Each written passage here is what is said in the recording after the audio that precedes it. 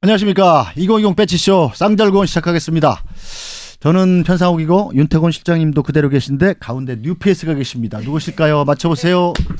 안녕하세요, 박정아입니다. 예. 자, 박정아 전 청와대 대변인. 예. 혹시 뭐 대부분 다 아시겠습니다만 막 극히 소수의 시청자들은 모실 수가 있으니까 간단하게 자기소개 좀 부탁드리겠습니다. 저는 한 10년 전쯤에 전 청와대에서 대변인을 했고, 그다음에 이후에 제주도 가서 이제 정무부지사를 하고, 원희룡 지사하고. 네, 원희룡 지사하고 이제 그 제주도 가서 한 1년 반 정도 부지사직을 했습니다. 그 후에 이제 와서 총선 경선도 좀 시도를 했었고, 예. 뭐 그러다가 최근에는 이렇게 여러분하고 같이 이렇게 방송하면서 지내고 있는데, 오늘은 저기 출장을 가신 건지 놀러 가신지는 잘 모르겠습니다만 비밀이라고 하더라고요. 비밀이라고. 장성철 소장님 대신해서 예. 하루 땜빵하러 왔습니다. 땜빵이 아니라 이제 뭐 혹시 원래 땜빵이 고정되는 거 혹시 아니죠? 장 소장님이 아마 어디 해외에서 굉장히 민감하시더라고. 코로나 때문에 못 들어올 수 있구나. 네, 못 들어올 수도 있고 저기 자기가 불가피하게 빠지는 날은 반드시 이 방송을 어디 호텔방 같은 데서 보고 있는 것 같아요. 댓글도 달아요, 심지어. 그래요? 네, 댓글도 달고 잘 보면 장 소장님이 다른 댓글이 있어요. 그래서 그럴 거면 나오지. 왜? 제가 걱정이 되는 게 네. 우리 곳곳에서 우리 관광객들이 격리를 당하고 있지 않습니까? 혹시 우리 장 소장님도 어디선가 격리를 당하고 계신 건 아닌가? 그러니까 저 박 대변인께서도 혹시 이게 저는 본업이 되실 수가 있으니까 마음의 준비를 하시고 이제 출발하시죠 뭐. 예. 열심히 해보겠습니다. 네, 출발하겠습니다. 자, 근데 이제 뭐 진짜 나라가 이거 정말 큰일입니다. 큰일. 예, 일단은 오늘의 코로나 상황부터 정리를 좀 제가 간단히 하고 넘어가겠습니다. 8시 뉴스에 준비되고 있는 상황이고요.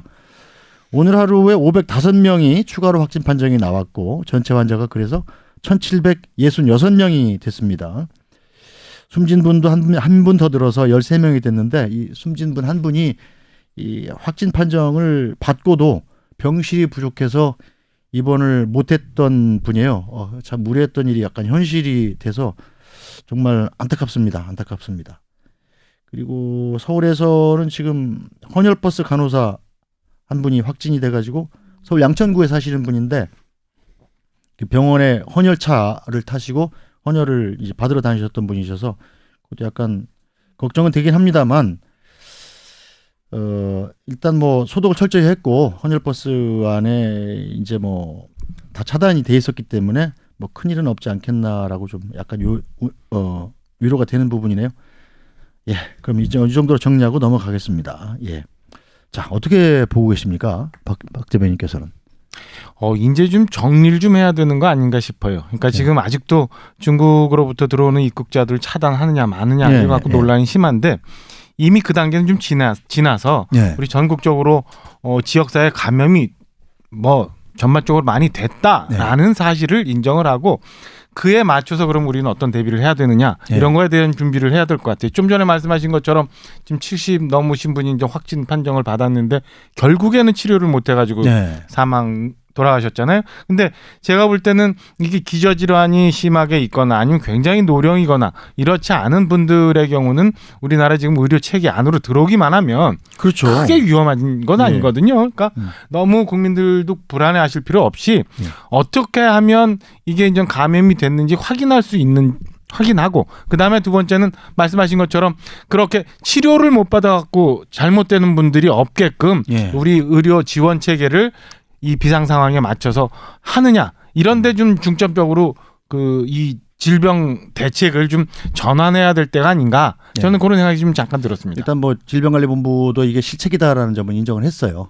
일단 중증 환자면 빨리 집중 치료를 했어야 되는데 이 부분은 참 안타깝다, 뭐 이런 유감 표명도 하고 그랬습니다. 윤 실장님 어떻게 보세요? 저는 지금 뭐 저희가 이 부분에 대해서 아주 뭐 의학적 전문가는 아니지 않습니까? 그렇죠. 근데 이제 박정아 선배는 저 대변인 때 전 출입 기자였었거든요. 그래서요? 두 분이? 역시 이제 청와대 대변인을 하셨으니까 위기 관리에 대한 말씀을 주셨는데, 전 이게 정답이라고 보는 게요. 야권에 있는 분들은 너무 걱정하지 말자 이런 쪽의 이야기를 했으면 좋겠고요. 여권에 있는 분들은 좀 과하게 뭐 잘 되고 있다, 우리나라를 뭐 외국에서 박수치고 있다, 이런 이야기를 좀 안 하셨으면 좋겠다. 현실하고 오히려 좀 반대. 여권은 조금 보수적으로 가고 야권은 조금 낙관적으로 가고 지금보다는 그럴 때 이 균형이 맞고 또 국민들이 안심할 수 있는 거 아닌가. 지금 국민들 대체적인 생각은 그럴 거예요.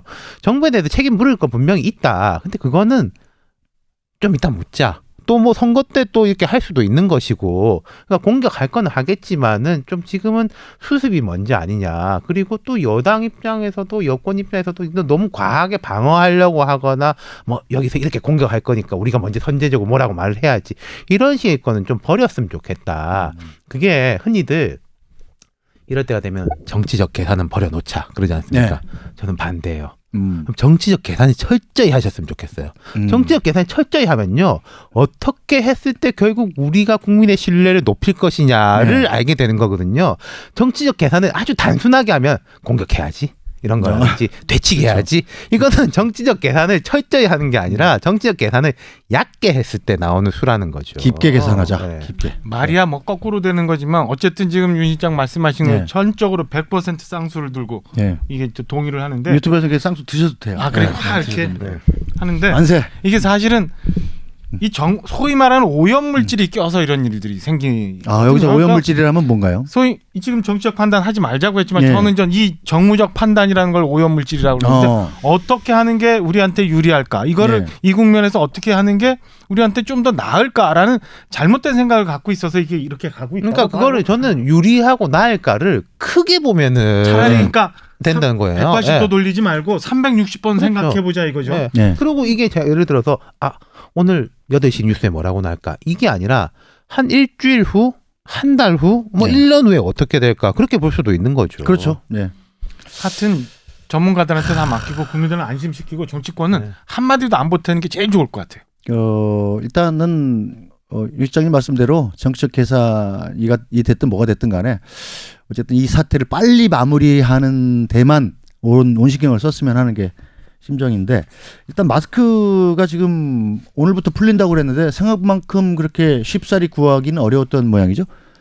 그러니까 그런 거 아니겠습니까? 자, 정부에서 정책을 하면은 하달되는데 시간이 걸리는 거잖아요. 지금 뭐 우체국이라든지 이런 공적 유통 통로를 통해서 해라. 라고 했는데 마스크 공장에서는 우리가 지금 뭐 계약됐는데 이거 처리해야 되고 납품처 바꿔야 되고 거기 3, 4일이 걸려가지고 뭐 다음 달 초 이런 이야기 나오잖아요. 되게 땡기는 모양인데 그것도 이렇게 생각한 게요. 예를 들어서 뭐 오늘 27일이죠. 빠르면 내일부터입니다. 보다 늦어도 모레부터입니다라고 말하는 게 나아요. 모레 된다고 생각했다가 하루 빨리 되면은 오히려 그게 더 느낌이 다른데 같이더라도 빠르면 어제 된다고 했는데 오늘 돼버리는 거하고 느낌이 되게 다르거든요. 정부가 약간 좀 조급해하는 것 같아요. 제가 어제 마감뉴스 나이트라인 하면서 앵커멘트가 그렇게 올라왔더라고요. 빠르면 오늘, 그러니까 오늘 새벽인 거죠. 사실은 뉴스 시점 자체 빠르면 오늘 오후부터 1인당 5개씩 살 수 있습니다. 이렇게 올라왔길래 정부 계획대로라면 이렇게 할 걸 기대하고 있다, 이 정도로 바꿔서 냈는데 아마 수급이나 이런 것들이 정부 생각대로 그렇게 바로바로 움직여주진 않을 겁니다. 그런데 마스크가 무슨 첨단 장비도 아니고 뭐 조만간 며칠 지나면 해결되지 않을까 싶어요. 그리고 말씀하세요. 아니 이게 지금 사람들이 되게 힘들잖아요. 대구 경북에 계신 분들이 제일 힘들고 자영업자대로 힘들고 뭐 예를 들어서 저희 같은 경우에는 저는 이제 이제 별 일이 없는데 저희 집 같은 경우 애가 어린데 어린이집을 한 일주일을 못 가다 보니까요. 밖에도 못 나가다 보니까 애가 이제 막 짜증이 이렇게 막 해가지고 밥도 안 먹고 뭐 그런 식의 이제 힘듦까지 다 이제 다양한 힘듦들이 있는데. 근데 아기는 오히려 안 걸린다는 거예요. 아니 그러니까 근데 이제 애가 밖에 못 나가니까 누가 데리고 나갈 사람이 없는 거죠. 어른이. 그런 것 때문에 다들 힘든데 그런 생각 말 못하는 사람들, 그러니까 이제 대남병원이라고 하죠. 그런 부분에 있는 이른바 취약계층 있지 않습니까? 그분들이 이제 진짜 힘든 거죠. 그러니까 정부가 좀 저희 같이 막 떠드는 사람 신경도 써야 되는데 말 못하는 분들에 대해서 조금 더 신경 써주셨으면 좋겠어요. 저는 이럴 때는 진짜 그 발상의 전환이 좀 필요한 것 같아요. 대통령도 이럴 때는 좀 과감하게 하라고 지시를 하셨는데 그게 잘 안 되는 것 같아요. 우리나라 같은 경제 규모에 하루에 마스크를 1,300만 장이나 만드는데 그 마스크를 구하지 못한다는 게 이해가 안 되는 일이거든요. 중국으로 대부분 절반 이상의 수출이 되고 있었다는 게 한번 뒤늦게 밝혀진 거죠. 그러니까 한 번 해서 중국 수출하면은 뭐 몇십억씩 번다는데 당연히 그런 유혹에 빠질 수밖에 없는데 1월 말쯤에 났던 기사를 제가 보니까 대만에서는 이 마스크 사재기라면은 최대 벌금을 19억 원을 부과를 한답니다. 그렇게나 부과. 그렇게 하면 그러니까 절대 할 수 없는 벌금을 부과를 하는 거예요. 그러니까 한 번 잘못되면 그냥 걸리면 완전히 이 사업을 접고 본인은 전 가산을 완전히 탕진하는 그런 상황까지 가니까 절대 마스크에 대해서 이게 사재기나 뭐 이런 게 없었다는 거 아니에요? 우리도 그런 발상의 전환이 이럴 때는 필요하지 않나. 그렇다면은 애초에 지금 들어오고 있었던 이 코로나 바이러스도 좀 일찍 좀 차단할 수 있었지 않았나. 그리고 지금 대구 경북 힘든 거 말씀하셨지만은 더 훨씬 많은 부분들을 지원해 줄 수 있고 지금처럼 더 힘들지 않은 상황까지도 갈 수 있지 않았었나라는 아쉽다는 생각은 좀 여전히 남습니다. 자, 대구 경북 분들은 정말 어쨌든 힘내십시오. 일단 총리가 거기 지금 내려가 계신 거죠? 그렇죠. 예. 거기서 지휘를 언제까지 하시는 거죠? 뭐 언제까지다라고 말을 하지는 않은 것 같아요. 뭐 제 생각에는 확진자는 계속 늘어날 거 아니겠습니까? 그렇죠. 늘어나는 추세가 약간이라도 꺾일 때까지는 계시지 않을까요? 그렇다고 봐야죠. 일단 뭐 총리가 거기 가 계신 게 상당히 좀 안심은 됐는데 어쨌든 여당 대변인이 좀 말실수를 하는 바람에 또 이 대구 경북들 마음에 상처를 많이 입고 그러셨는데 어쨌든 그게 참 해서는 안 될 실수였어요, 그죠? 예. 아, 그러니까 굉장히 이럴 때일수록 조심하고 또 한번 점검하고 해야 되는데 그 뭐 내용도 내용이지만은 그렇게 돼서 온 파장 때문에 대구 경북에 있는 시도민들이 만든 마음의 상처라는 게 얼마나 큰지 그걸 한번 고민해봤어야 되는데 그게 너무 쉽게 나갔던 것 아닌가라는 생각이고. 글쎄 결국에는 그래서 대변인 사퇴를 하시긴 했는데 그 이후에 다른 분들이 또 이렇게 보태는 말들이 국민들의 마음을 이렇게 막 후벼파고 있는 것 같아서 참 안타깝다는 생각이 듭니다. 일단 뭐 어제 그 박능우 보건복지부 장관이 국회 답변에서 약간 무리를 좀 빚었죠. 어떤 얘기였죠? 민실장님.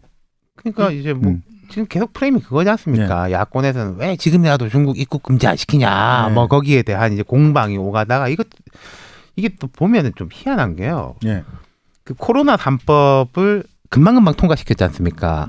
그러니까 곧바로 법사위로 넘어가고 법사위에서 본회의로 갔어요. 그러니까 법사위 이게 보건복지위도 아니에요, 사실은. 법사위에서 법안을 통과시켜 놓고 복지부 장관 불러가지고 이제 좀 뭐 한마디 두 마디 하고 싶었던 거죠. 그러다가 그렇죠. 이제 막 공방이 오가다가 박능우 장관도 제가 볼 때는 이게 야당 의원이 하도 이렇게 압박을 하니까 뭐 좀 폭발했다 그래야 되나? 화가 났다 그래야 되나? 이제 맞받아쳤다 그래야 되나?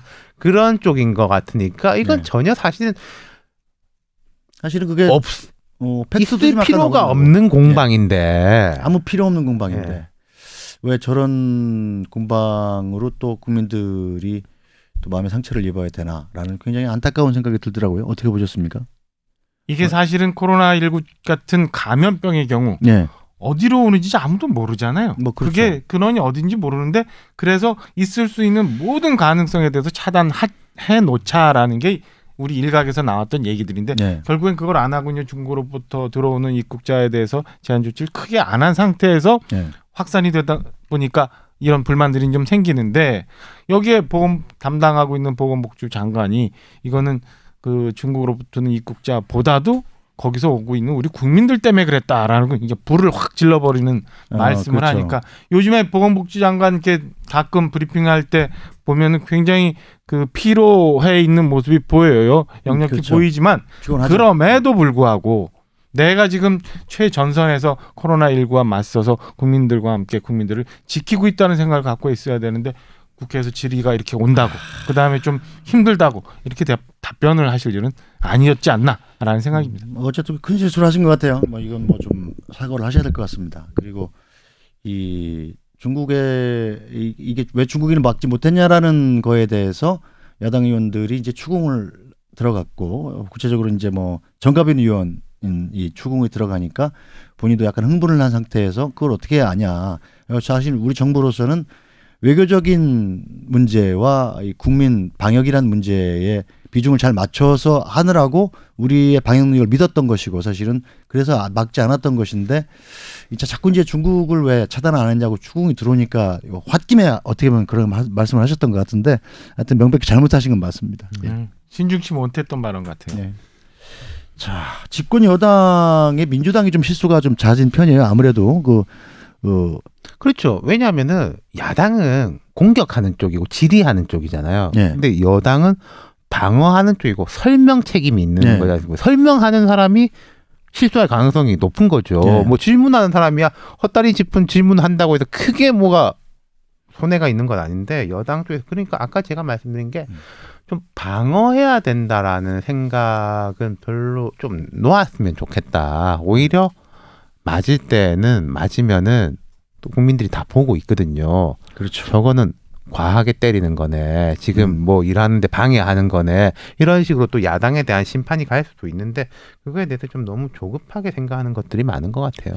일단은 우리 정부가 뼈아픈 부분이 바로 13일 날쯤 해서 경제계 간담회 갖고 곧 종식될 것이다. 이런 굉장히 낙관적인 전망을 했다는 것 자체. 실제로 31번 환자가 그 신천지교회를 가서 열이 나는 상황에서도 예배를 참석했던 시점이 그 뒤거든요. 근데 그 뒤로 이제 급속히 확산. 31번 환자가 뭐 물론 이른바 슈퍼 전파자인지 아닌지는 확인은 되지 않은 상황입니다만. 그러니까 그 31번이 어디서 걸렸는지를 모르니까요. 지금. 확인되지 않은 상황입니다만 그런 몇 가지 실수가 있었던 것 같고 그 점은 지금이라도 빨리 반성을 하고 넘어가야 될 것 같습니다. 이건 아까도 말씀드린 것처럼 사실은 이 오염물질이 껴서 그래요. 그러니까 정무적인 판단. 그러니까 지금 이런저런 상황이 어려운데 빨리 국민들한테 그 안심을 주기 위해서 조기 종식에 대한 기대감을 주고 네. 그다음에 그 뭐 투트랙 전략인지 뭐 해서 방역도 하고 경제도 살리고 뭐 하는 또 너무 앞선 기대감과 앞선 전략을 수립해서 우리가 그래도 잘했노라라고 하고자 하는 프레임을 만들고자 하는 이 오염물질이 끼는 바람이 이렇게 갔거든요. 근데 대통령께서 좀 전에 말씀하신 것처럼 조기 종식에 대한 기대감을 갖고 그다음에 경제계 인사들하고 간담회를 하면서 경제 부흥에 대해서 얘기하게끔 한 그런 판단까지 가게끔 했을 때에 누가 이런 조언을 했는지에 대한 청와대 참모진에 대한 그 문책이나 질책은 저는 좀 있어야 된다고 근데 봅니다. 저는 그날 놀란 게 대통령께서 그날 낮에 그 말씀을 하시고 저녁 때 오후에 그 정은경 질병관리본부장한테 기자들이 또 물어봤어요. 대통령이 안심해도 된다고 그러는데 종식될 거 아닌데 맞냐 그랬더니 정 본부장이 아직 안심할 단계 아니에요. 왜냐하면 질본이 사실은 컨트롤 타워거든요. 최고의 전문가 컨트롤 타워인데 질본은 저렇게 아직 안심할 단계 아니다고 인식을 하고 있는데 대통령한테 왜 그런 보고가 올라가서 대통령이 그런 말을 하게 만들었을까? 그러니까 누군가가 그렇게 얘기를 했으니까 그 건에 대해서는 저는 뭐 이게 아프게 책임을 질 우리나라가 세월호 트라우마가 여러 가지로 있지 않습니까? 국민들에게도 있고 정치적으로도 있고 위기 관리에 대해서도 있고 그래서 컨트롤 타워는 청와대여야 된다. 그때 왜 세월호 당시에 그 당시 청와대에서 뭐 컨트롤 타워는 우리가 아니고 이건 뭐 저쪽에서 하고 책임 떠넘기는 듯이 했기 때문에 결국 청와대가 하는 게 최종 책임을 지는 식으로 인식이 되고 그래 대통령이 직접 이렇게 지휘해야지 좋은 거지라고 인식하는데 과연 거기에 대해서도 이번 일이 끝나고 나면 좀 점검해 볼 필요가 있다고 생각해요. 그러니까 지금 미국 같은 경우에 9.11 테러 당시에 컨트롤 타워는 뉴욕 소방서장이었습니다. 그렇죠. 예. 그리고 미국에 뭐 어떤 재난이 발생하고 하면은 뭐 감염병 같은 거 CDC 라는 곳이 하는 거고 요새 많이 유명하지 않습니까? 그리고 토네이도라든지 미국도 자연재해가 많은데 항상 페마라고 그 재난관리청장이 컨트롤 타워예요. 그리고 오바마 행정부 때 그거 사진 기억나시죠? 그렇죠. 오사마 빈 라덴을 이렇게 그 사살하는 작전을 했을 때 중간에 우리로 치면 투스타가 중간에 있고 대통령 옆에 이렇게 쪼그리고 앉아 있었잖아요. 예.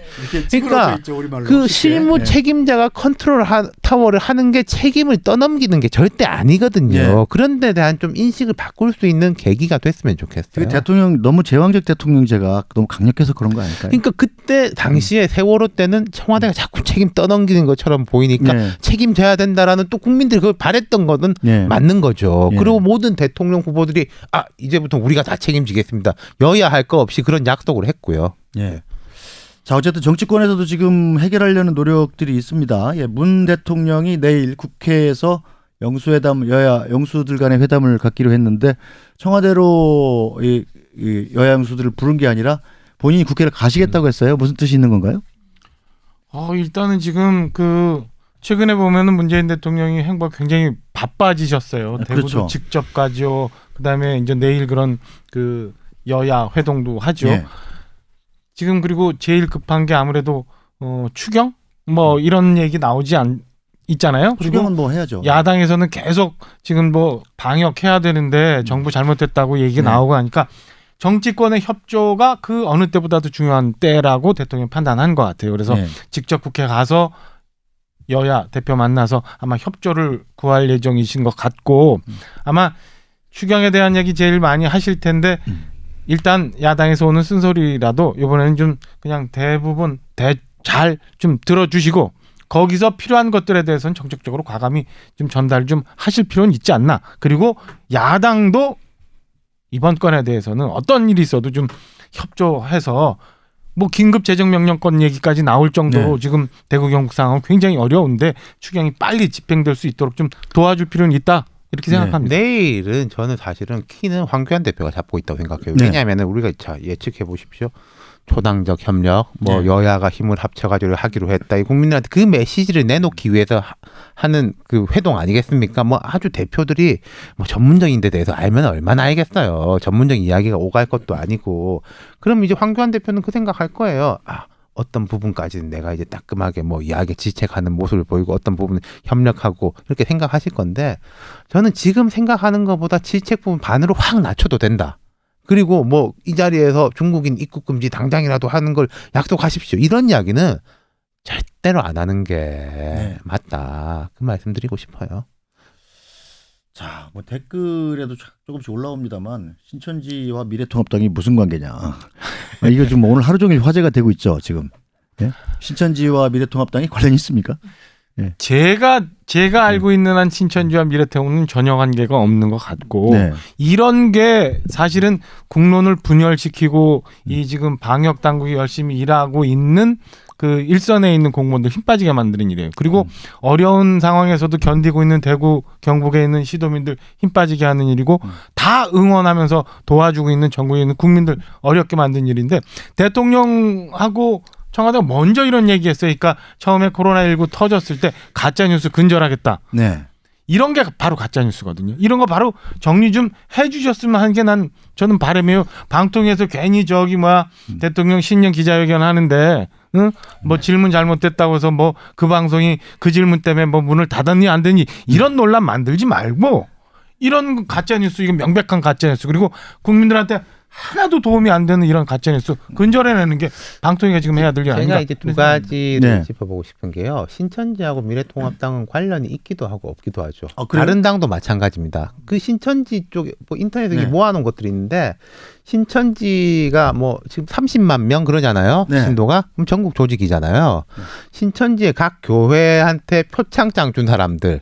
안희정, 박원순, 뭐 유시민, 뭐 누구, 뭐 그러니까 여야 할 거 없어요. 주로 그냥 여당 인사들인가요? 뭐 지금 현재 표창장 단체장들이니까 네. 야당은 그렇죠. 물론 당연히 많고 단체장들일 때 그 동네에서 이제 뭐 봉사 활동하고 뭐 연탄 나눠주고 뭐 이렇게 하면은 예. 가는 거죠. 그리고 이게 지난 대선 때도 되게 논란이 됐었는데 뭐 누구 하고 가까운 뭐 선대 본부장이 신천지 신도하고 사진 찍었다라고 하면은 저쪽 당에서 저쪽이 찍은 것도 발굴해가지고 올려요. 그러니까 제가 관련이 있기도 하고 없기도 하다라는 게 그 말씀이에요. 그 30만 명인데 뭐 당원 찾아보면 있을 거예요. 민주당도 있고 미래통합당도 아니, 뭐 있을 거예요. 정통 기독교단에서는 이단이라고 규정을 합니다만 사실은 우리나라는 종교의 자유가 있는 나라잖아요. 내가 뭐 민주당원이든 미래통합당원이든 간에 신천지를 믿을 자유가 없는 건 아니잖아요. 예, 있다고 해서 뭐 그것 때문에 정치적 박해를 받거나 그러면 안 되는 거잖아요. 그러니까 제가 관계가 있기도 하고 없기도 하다는 게 이런 거고 또 이런 프레임은 되게 어려운 게요. 예. 관계가 없다는 증거를 대. 이러고 하면은 관계가 없다라는 증거를 댄다는 게 과연 뭐지? 네. 그러면은 예를 들어서 뭐 황교안 증거를 대기가 굉장히 어렵죠. 황교안 예. 대표의 사돈의 8촌까지 이제 종교 뭐 이거 목록을 내야 되는 건가? 예. 되게 좋지 않은 프레임이죠. 어쨌든 신천지하고 신천지를 어떻게 좀 이 정치 이슈에 이용해 보려는 시도는 별로 그렇게 성공적이지 않을 것 같습니다. 네. 이거 보면 뭐 여당 극렬 지지층에서 신천지하고 이 미래통합당을 연결시키려는 시도를 했다. 뭐 이런 얘기도 나오고 그랬잖아요. 이준석 최고위원이 그러니까 공개를 했나요? 그것도 제가 이제 관계가 있기도 하고 없기도 할 거예요. 그것도 네. 여당 지지층 중에 그렇게 했을 것이고 또 네. 야당 강력한 지지층 중에서는 문재인 대통령 탄핵 이런 거 이제 자기 아이디 바꿔가면서 3번 4번 올린 사람 있겠죠. 찾아보면은 어느 정도 개연성이 있으면 네. 이게 좀 점점 커지기도 하고 나중에 어떤 계기를 통해서 폭발성을 갖고 터지기도 할 텐데 이 전혀 이 연결고리가 분명치 않은 이런 문제들에 대해서는 우리 국민들이 여러 번 많이 겪었기 때문에 네. 오히려 이제 역효과가 오지 않나 이런 생각이에요. 하여튼 뭐 총선이 지금 4월 15일이면 한 달 반, 한 달 20일 남짓 20일 채 안 남았죠. 뭐 며칠 안 남았는데 정말 이 총선이 걱정이 됩니다. 이 사태로 계속 이 사태가 환자가 더 늘어나고 뭐 이 통제가 더 확대되고 그러면 총선을 제 날짜에 치른다는 게 가능할까요? 어떻게 보세요? 뭐 저는 지금 이야기 꺼낼 때는 아닌 것 같아요. 준비는 준비대로 아직은, 착착한 관이하고 이런 당에서 하다가 뭐 네. 뒤에 가서 이제 어떻게 할 건데 내일 일단 저기 유성엽 민생당 대표는 이야기 네. 꺼낸다고 네. 그러네요. 근데 여권 야권은 각자 계산이 있겠지만 이 이야기를 먼저 꺼내는 사람이 이제 일단 책임을 뭐가 져야 되는 이제 찔리냐 뭐 배경, 이런 거가 되는 배경을 거니까. 의심받는. 근데 이제 네. 유성엽 민생당 대표는 약간 그런 책임론에서 자유롭지 않습니까? 뭐 그렇다고 할 수 이제 있죠. 이야기를 꺼내는 모양이에요. 거대당 소속이 아니니까 네. 어떻게 보세요? 글쎄, 그러니까 지금 뭐 아직 50일 정도 남았고 이게 네. 어떤 식으로 확산이 될지 아니면 언제쯤 진정이 될지 잘 모르는 상황이지만 예. 아까도 말씀드린 것처럼 첫째도 둘째도 셋째도 저는 방역이 제일 먼저인데 네. 거기에 뭐 총선 앞두고 총선 때문에 지금 뭐 연기를 해야 되니 마느니 그리고 그런 얘기가 나오는 게 그 안에서는 다 여당도 그렇고 야당도 그렇고 각자의 무슨 계산을 갖고 이런 얘기를 한다는 것 자체가 저는 국민들한테 정치권 모두가 네. 지탄받고 부끄러워야 될 일은 아닌가라는 생각이고 그리고 어떤 경우든 제가 볼 때는 최종적으로 선거법엔 그렇게 돼 있는 것 같아요. 그러니까 천재지변 등 이에 준하는 상황에 네. 국회의원 선거와 대통령 선거에 대해서는 대통령이 연기할 수 있다. 뭐 이렇게 돼 있는데 네. 그거 어떻게 대통령한테 모든 걸 다 책임을 또 떠넘길 수 있나 이런 문제도 생기고요. 저는 어떤 경우이건 간에 이게 뭐 너무 많이 퍼져서 4월 15일 날 도저히 총선을 할 수 없는 상황이 온다면 국민 모두의 총의를 모아서 정리가 되겠지만 네. 그렇지 않다면 이걸 가지고 뭐 연기를 하느니 안 하느니 벌써 논란을 만들 필요는 전혀 없다라는 생각입니다. 네. 만약에 총선이 연기된다면 혹은 연기되지 않는다면 그 연기와 제대로 치렀을 때와 연기할 때 이 민주당과 미래통합당의 순수한 정치적 득실만 놓고 계산하면 어떨 것 같으세요? 지금 연일 그 탄핵 뭐 어쨌든 아이들 2개 쓰든 3개를 쓰든 저 대통령 탄핵이 100만이 이미 넘어가 있고 오늘 정오쯤 넘었더라고요. 네, 대통령 청와대 청원에다가 대통령을 탄핵해달라라는 청원이 100만이 넘었고 또 거기에 대해서 반대하는 한 40만 정도? 한 60만 정도 넘었더라고요. 60만, 그래서 꽤 빨리 올라왔어요. 그래서 네. 이런 상황에서 그리고 연일 국민들이 코로나19 때문에 좀 걱정하고 불안해하고 그다음에 경제마저도 다 지금 그 펀더멘털까지 붕괴될 수도 있는 이런 상황까지 가고 있는데 당연히 이게 좀 길게 가게 되면은 여당으로서는 불리할 수밖에 없는 거죠. 그리고 미래통합당인가요? 아 요새는 좀 미래통합당. 아니 저기 보수시잖아요. 근데 이제 미래통합당. 제가요 지난번 그 화요일 날 이윤경 미래통합당 청년 부대변인한테 혼났어요. 이름도 기억 못한다고. 아 근데 이건 내 잘못이 아니야.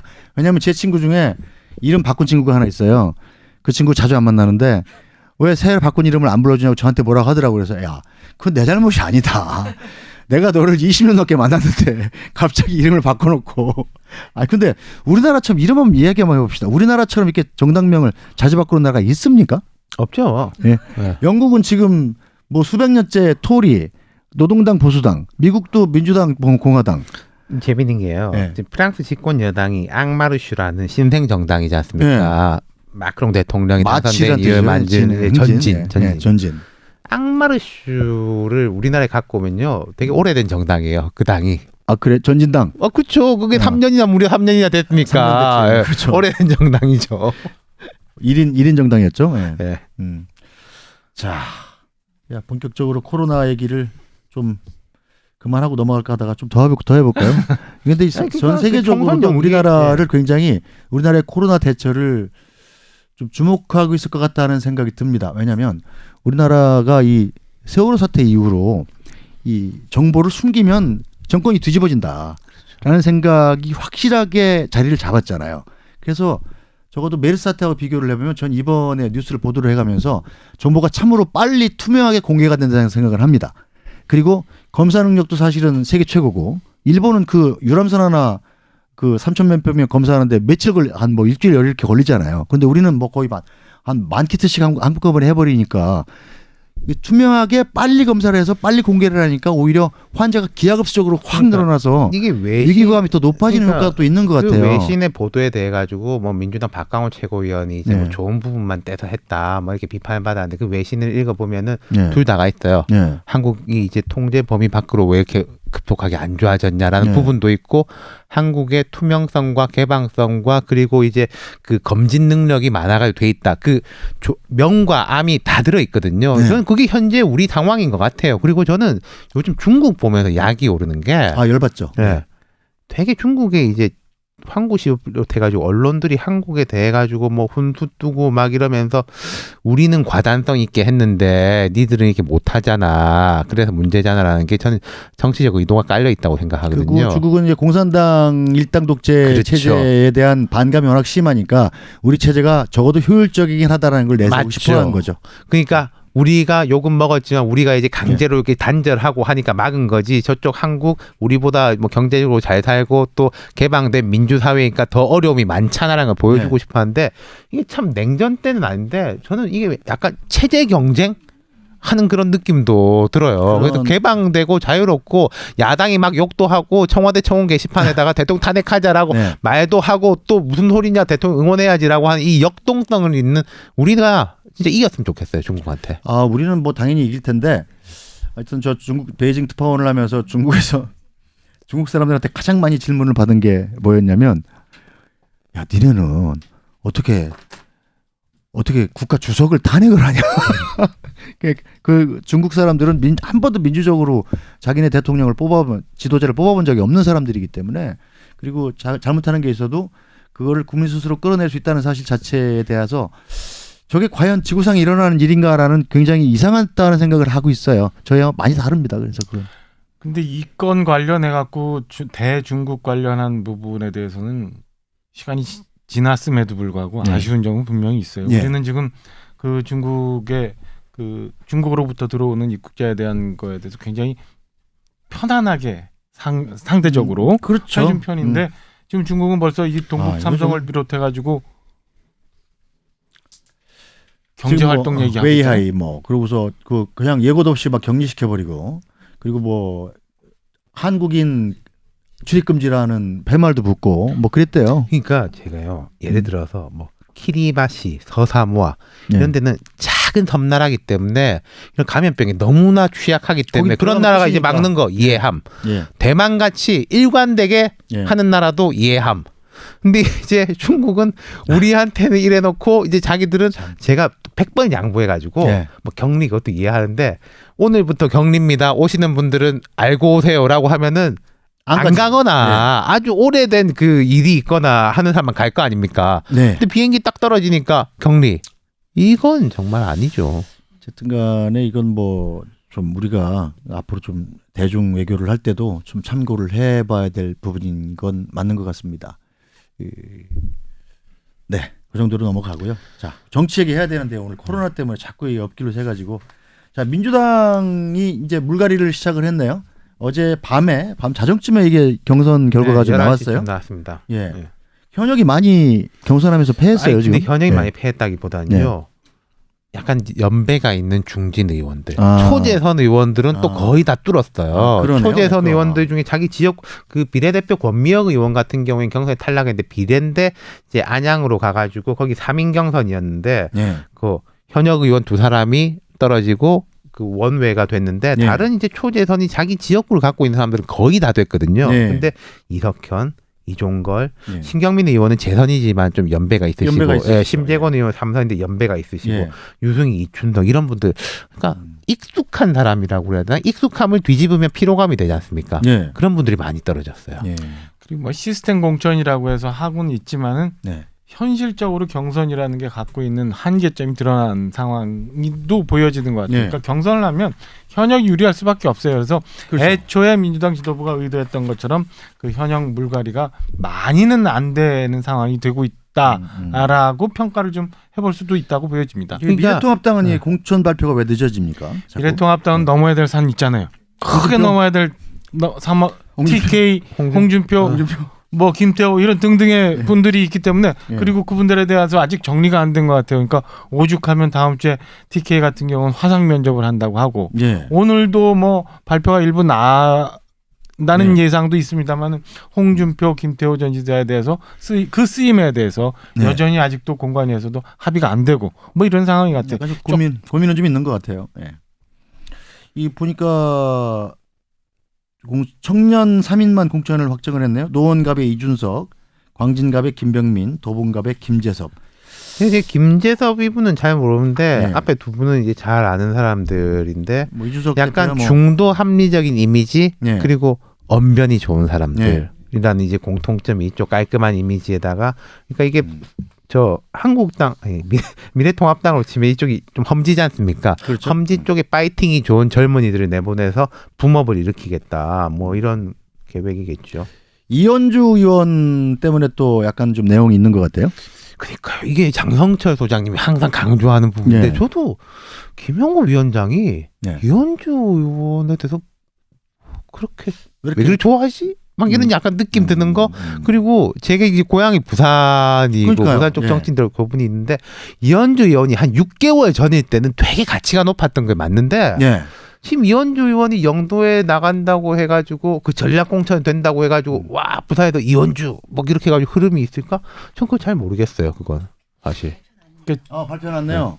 발표났네요. 자, 이게 자 결정사항 지금 났습니다. 예, 서울 성북구 을에 정택은 전 의원 예. 보셨구나. 양천을 손영택, 강서갑 구상찬, 영등포 을 박용찬, 강남갑 태영호. 아, 태영호 공사 강남갑을 갔네요. 그리고 강남을 최홍, 최홍, 예, 송파병, 김근식, 그 몸짱 그 있습니다. 오, 그래요? 몸짱으로 알려지신 CEO. 수원병의 몸짱 CEO. 김용남, 성남 분당을의 김민수, 부천 원미갑 이음재, 부천 오정구 안병도, 안산 상록갑 박주원, 고양을 함경우, 고양시정. 고양시정에 김연아 의원이 됐군요. 단수 공천이 추천이 됐네요. 김연아 의원이 박주원. 고양정이 지금 저 김현미 지역구 내내 부동산 전문가를 추천을 했네요. 그게 이제 옛날부터 김연아 비례대표 의원이 그래서 내가 부동산 전문가인데 고향에 건교 장관인 김현미 장관이 이렇게 망가뜨렸다라고 네. 해서 꺾어갖고 내가 하겠다라고 옛날부터 얘기했었는데 결국에는 단수 공천이 됐네요. 하여튼 뭐 안산의 박주원 저분이 제가 아는 분인가 모르겠는데 옛날 안산시장을 했다가 민주당 쪽에서 있는데 그 전진당 사무총장 했을 네. 거예요 아마. 이현주 의원 되게 세네요. 그러면은 그러네요. 그러니까 이게 보니까 어느 날 갑자기 그 지금까지는 공관이 김영호 전 의장의 공관위가 근데 좀 확인을 잘 해봐야 될 것 굴러가고 같은데 제 있었는데. 말이 맞다면은 그 박주원 아마 맞을 거예요. 안산이니까. 예. 서울 서초울은 지금 강석훈, 박성중 경선 지역. 경선 지역이고 용산도 경선, 권영세, 조창규, 황춘자 경선, 경기 의정부는 구군주, 이영섭 경선 이미 발표했던 내용이고 노원갑은 이노근, 현경병 경선, 은평갑은 홍인정, 신성섭 경선, 서대문갑은 이성헌, 여명숙 경선 이렇게 나왔습니다. 영등포는 박용찬 그 구 MBC에서 이제 MBC 잘 나가셨던 분이죠. 이거 신 작가님 네. 핸드폰인가요? 결국에는 이제 박용찬 후보와 김민석 후보의 이제 맞대결이 성사가 됐네요. 그러네요. 아니 저기 그 신경민 의원이 있었으면 MBC 선후배끼리 싸우는 건데 그나마 그거는 좀 피했네요. 예. 신경민 의원하고 그 박용찬 선배, 박용찬 제가 뭐라고 했죠? 두 분 다 저한테 선배신데 정치적으로 입장이 정반대이신 분이시죠. 태영호 공사가 강남갑 태구민, 대민구 뭐 이름 이제 바꿨던데 이름 바꿨는데 그냥 저희끼리는 태영호가 낫죠 뭐. 이렇게 되면은 민주당이 강남갑에 대해서 예. 약간 전략적인 고려를 할 것 같아요. 어떻게 해요? 잘 내면 이길 수 있다. 강남에서? 그럼요. 그러니까 태영호 공사에 파괴력이 있지만 전 정말 좀 이거 잘 모르겠거든요. 강남갑 유권자들이 보수적이긴 한데 네. 탈북민에 대해 가지고 과연 그 투표 행위로 이어질 수 있을 것인가. 그래도 저 미래통합당 저 후보인데. 근데 모르죠. 예를 들어서 민주당에서 좀 경제적인 문제 부분에 강점이 있는 중도적인 인사를 내놓는다면 저는 잘 모르겠어요. 정말로. 그런데 지금 역대 강남갑 역사상 총선 역사상 거기서 진보 후보가 당선된 적이 한 번이라도 있나요? 근데 또 탈북민이 지역구에서 당선된 적도 단 한 번도 없죠. 탈북민은 원래 저기 지역구 공천을 하는 사례가 거의 없었기 때문에 이게 지역구 의원이라고 하지만은 사실은 그 보통의 경우 당협위원장을 겸하게 되잖아요. 네네. 그러니까 저는 태영호 공사가 만약에 그 출마를 해서 당선이 되어서 지역구 네. 의원을 활동을 하더라도 네. 본인이 갖고 있는 저 외교안보 쪽의 전문성을 발휘하고 이 당협 쪽에서 누군가가 네. 좀 전에 말씀하신 뭐 경제 문제나 이런 것들에 대해서는 정리해 나가지 않을까. 그리고 이번 선거 수도권 분위기 이렇게 보면 제가 후보 개개인의 이 평판이나 뭐 인물보다는 네. 당을 보고 투표하는 성향이 좀 더 많아질 거 아닌가 그렇죠. 예. 라는 느낌이거든요. 그래서 윤 씨가 좀 전에 말씀하신 걱정 같은 것들은 조금 더 지난 다른 예전의 선거보다 그러니까 이게 이런 게 있거든요. 각 당에서 볼 때 이까지라는 기준점이 있어요. 무슨 네. 말이냐면은 이제 보수당에서는 강남 무조건 이겨야 되는 거고 네. 여기서 하나로 뚫리면 우리 선거 정말 졌다는 뜻이다. 네. 지난번에 송파 쪽 강남 뚫렸지 않습니까? 그러니까 네. 아주 안 좋은 거잖아요. 그럼 민주당은 노원, 도봉 이런데 무조건 우리가 이겨야 되는 것인데 뚫리면 안 좋은 건데 18대 총선 때 빵빵빵 다 뚫렸었어요. 그렇죠. 네. 근데 그럼 이번에는 강남갑의 의미가 약간 다를 것 같다라는 거죠. 그게 그 기준선이 약간 올라가는 느낌? 뭔가 격전지의 느낌으로 강남갑은 바뀔 것 같아요. 일장님 말씀하시면 학생도 그럴듯해가지고 막 마음이 저쪽으로 넘어가. 역시 장성철 소장님이 뭐 보고 계시겠지만 이 장 소장님 말씀하신 거 무게감이 상당히 다른 것 같아요. 오늘 서울 주요 지역 나온 거 보니까 공관위에서도 소위 말하는 게 통합하면서 일종의 개파 간의 안배도 좀 있었던 것 같다는 느낌이 좀 있어요. 네, 그러니까 어떻게요? 네. 일단 송파 병인가요? 우리 저 예. 안철수 전 대표 갖고 예. 왔던 김근식 교수가 된 부분. 그 다음에 그 한동안은 새누리당에 있다가 떠났다가 이제 돌아온 정태근 의원이 성북갑에 이제 단수 공천이 된 것 이런 부분들을 한번 볼 필요가 있는 것 같고요. 오늘 발표는 그래서 안 나왔는데 뭐 동작갑, 양천갑 이런 부분에 대해서는 오늘 뭐 비공개로 면접을 또 봤다는 거 아니에요? 그렇죠. 일부 안철수계 인사들을. 하여튼 이 결과가 어떻게 되는지도 좀 한번 보고 TK 보고 이현주 의원 보고 이러면은 공관위가 잘 마무리가 될지 아니면 이제 막판에 와서 땅땅땅 뭔가 이제 잡음이 생길지 양산에서 터지지 않을까. 홍준표 전 대표하고. 근데 이제 미래통합당은 그 문제가 있어요. 지금 역차별 논란이 있거든요. 그렇죠. 한국당 출신들이 찬밥이다. 비한국당 출신들에 대한 배려가 너무 높다. 그리고 제가 보기에도 한국당 속에서 원래 친박 이런 주류 말고 좀 비주류로서 막 버텼던 청년 뭐 이런 분들이 있어요. 뭐 영등포에도 이제 강명구 뭐 전 위원장 뭐 등등등인데 이런 분들은 막 이쪽도 아니고 저쪽도 아니고 끼어가지고 챙겨주는 사람 없어서 떠버리는 그런 느낌이 좀 있네요. 하여튼 뭐 새로운 보수당 쪽에서는 뭐 약간 불만이 많았었잖아요 처음에. 근데 새로운 보수당은 뭐 이해운 의원 제외하고는 뭐 이해운 의원 제외하고는 지금 새로운 보수당은 그래도 지금까지는 많이 반영되어 오고 있지 않나 싶은 생각이 들고 아직 발표 안 났습니다만 이제 평택의 유이동 의원, 그 다음에 부산에 세게 붙어 있는 하태경 의원, 그쪽이 세죠. 이런 거기가 지금 조전혁 전 의원, 그 다음에 그 석동현 검사장. 그다음에 이제 하태경은 이렇게 세게 붙어 있는데 이거를 어떻게 조정하느냐 한번 좀 봐야 될 것 같고 일부 중요한 전 당직을 맡고 있었던 새로운 보수당 출신의 이제 원외위원장들에 대한 배려가 어떻게 되느냐 이런 가령 뭐 지금 인천 연수에서 있습니다마는 민경욱 의원과 민현주 전 의원 간의 문제 재밌죠. 뭐 이런 것들을 한번 봐야 음.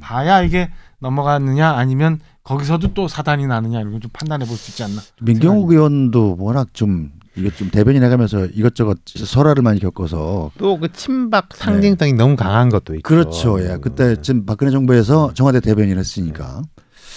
그래서 어쨌든 좀 두고 봐야 될 것 같습니다. 아직 결정 안 난 거죠? 아직 결정이 안 예. 났습니다. 예. 안철수 전 대표 얘기 나와서 말인데 이 국민의당은 어떻게 되는 겁니까 대체? 미래통합당으로 들어가는 거예요? 아니면 안철수 전 대표가 계속 그냥 혼자 가는 거예요? 어떻게 되는 아니 거예요? 그러니까 안 전 대표가 안 대표죠. 이제 국민의당 대표니까. 예, 그렇죠. 안 대표의 의지는 확고해 보여요. 예. 근데 그 의지를 구현할 수 있을 만큼 현실이 따라가느냐. 그게 분들이 지금 문제인 통합당으로 거죠. 가고 있잖아요. 예, 그러니까 뭐 하나 가기 시작해가지고 뭐 아니 갖고 그 오늘 그 국민의당 쪽에서는 그래도 이제 하나 이제 좀 그게 되는 게 권은희 의원이 공식적으로 입당을 했다. 네. 그래서 이제 원내 정당이 됐다. 뭐 이 정도 인데 김용호 위원장하고 뭐 곧 만난다 만다 말이 있대요.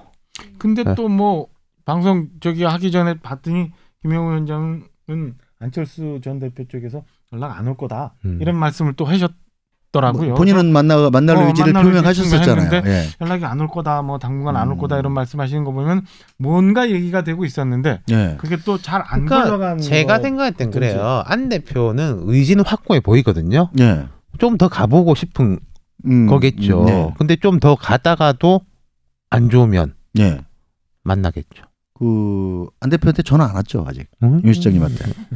윤 시장님한테 좀 물어봐서 좀 자문을 좀 구해봤으면 이거 약간 좀 안 대표가 상당히 좀 외로워지는 것 같은 느낌이 드는데 저한테 그 정계에 나오시기 전에 최초로 제 방송에 출연하셨었기 때문에 저도 약간 애착이 있어요.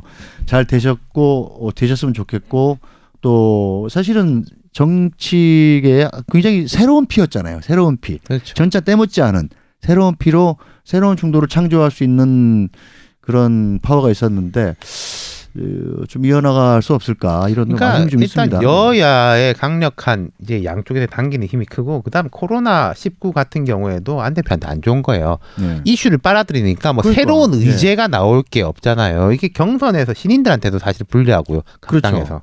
저희도 지금 이 정치방송 계속 뭐 공천 지금 지역구 발표하고 그러는데 지금 계속 코로나 얘기밖에 없어요. 댓글에 지금. 코로나 얘기밖에. 어쨌든 대구가 빨리 안정화되기를 아마 이번 주가 이번 주 오늘이 목요일이니까 금토일 정도가 아마 이 좀 상태를 지켜보면 피크가 될지 내려갈지 아마 결정이 될 그러니까 것 같습니다. 올라가긴 계속 올라갈 건데 올라가는 이제 그래프가 네. 증가율이 꺾이느냐 마느냐겠죠. 이제 일단은 모집단 조사를 하고 있는 모집단 수가 굉장히 많이 있기 때문에 그렇죠. 일단 신천지에 대해서는 전수 조사를 한다고 그러고 지금 대구에 있는 그 환자분들에 대해서는 전수 조사한다니까 모집단이 크니까 확진자가 늘어날 수밖에 없을 거예요. 그렇죠. 근데 그 비중이 주말을 정점으로 해서 이제 어떻게 꺾이느냐 이런 네. 상황을 좀 봐야 될 것 같아요. 그러니까 오늘 같은 경우도 500명 이상이나 확진자가 그러니까 나오는 제가 이게 상황이고. 좀 전문가들한테 물어봐도 뾰족한 답이 안 나온 게 있던데 네. 신천지가요 대구만 있는 게 아니잖아요. 그렇죠. 광주 전남이 더 많고. 네. 근데 왜 대구만 저렇게 환자가 많지? 아니 대구에 이제 그 큰 교회가 있었던 거잖아요. 아니 광주 전남 뭐 서울 경기도 다 큰 교회 많아요. 아 그래요? 네. 근데 이제 청도에서 주로 이렇게 넘어오시는 그러니까 넘어오신 이 수류탄이 떨어졌으니까 사람 네. 많은데 수류탄이 떨어졌으니까 피해가 큰 거지 않습니까? 예, 예. 사람 많은 데는 많아요. 그럼 네. 여기 수류탄이 어떻게 떨어졌는가가 보이느냐 안 보이느냐인 거죠. 신천지 자체의 문제라면은 우리가 몰라서 그렇지 광주 전남 서울 경기에도 이만큼 있다라고 하면은 이제 상상이 안 되는 건데. 그럼 이제 네. 생각도 하기 예, 싫습니다. 그러니까 이제 다른 뇌관이 있었던 거 아니냐겠죠. 그러니까 아직 그런 거는 네. 역학조사를 통해서 그러니까 뭐 대남병원하고의 뭐 연결고리가 있니 없니 그러고 있는 대남병원에서 것이고. 이만희 교주의 친형이 장례식을 치르셨는데 거기서 돌아가신 건데 거기서 돌아가시기 전에 폐렴으로 닷새 동안 입원을 하셨다는 거 아니에요? 혹시 그분이 드린 게 아닌가? 뭐 이런 얘기하면 이제 어떻게 의학적인 모르겠습니다. 소견이 없어서 그랬는데 그 일단은 바이러스성 폐렴이 아니라 세균성 폐렴이다라고 예. 해서 그 관계 없다라고 얘기는 하고 있습니다만은 사실은 그 건에 대해서 분명한 부검 결과가 있는 게 아니기 때문에 예. 어떤 일이 그 생길지 잘 모르는 거죠. 일이고 그리고 또 그 폐렴이라는 게 사실은 그 연로하시잖아요. 그렇죠. 나이 그 드신 이만희 분들이 최종적으로 네. 사망하실 때는 사망하게 폐렴인 되는 경우가 이유가 되게 폐렴이에요. 많죠. 예, 숨을 못 쉬면 이제 사망을 하게 되는 건데. 근데 이 건에 대해서 확 우리가 가는 게 사실은 어제부터 뉴스가 나왔습니다마는 예. 신천지 우한 중국 우한에 교회가 우한 있다는 교회. 거 아니에요. 우한 교회가 그러니까, 막 있었을 거예요. 예. 그러니까 그것 때문에 더더욱이나 자꾸 우리 그러니까 국민들이 걱정을 하고 우한교회를 관리한 쪽은 또 뭐 거기 무슨 지파 이러던데 네. 부산 경남 쪽 지파래요. 그건 또 부산 경남 지파예요. 네, 우한교회를 이렇게 컨트롤한 쪽은 그러면 부산이 더 난리가 났어야 되는데 부산은 안 그러니까 뭐가 그렇잖아요. 하여튼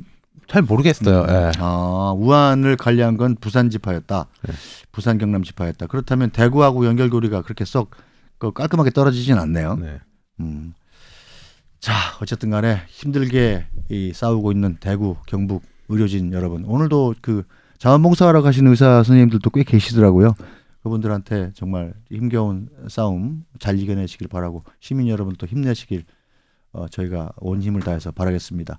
오늘 지금까지 저 편상욱. 안녕하세요 박정화입니다. 네. 윤태원입니다. 예, 감사합니다. 오늘 여기까지 하겠습니다. 고맙습니다.